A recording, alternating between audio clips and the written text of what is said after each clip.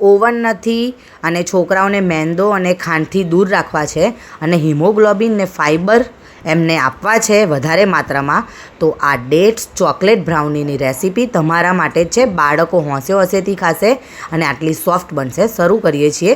30 minute પહેલાં ખજૂર ગરમ દૂધમાં પલાળીને આવી પેસ્ટ કરી દેવાની છે અને એના અંદર બાઉલમાં કાઢીશું.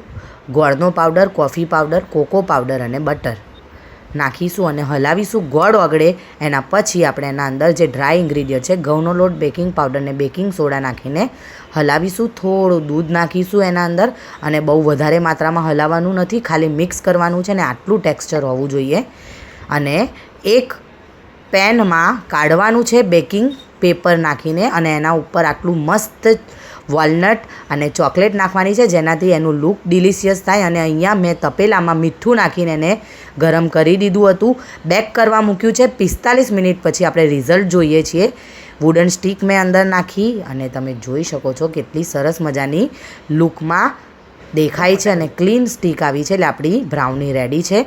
રૂમ ટેમ્પરેચર પર લાવીશું એને એકદમ અને પછી જ આપણે એના અંદરથી કાઢવાનું છે. બેકિંગ પેપર રિમૂવ કર્યું મેં અને વચ્ચેથી કટ કર્યું અને ચોકલેટ સિરપ એના અંદર નાખ્યું છે. તમે આને સ્કીપ કરી શકો છો, ડાયરેક્ટ પણ એને એન્જોય કરી શકો છો. ચોકલેટ સિરપ નાખીશું તો બાળકો એને વધારે ડિલિશિયસ અને પ્રેમથી ખાશે.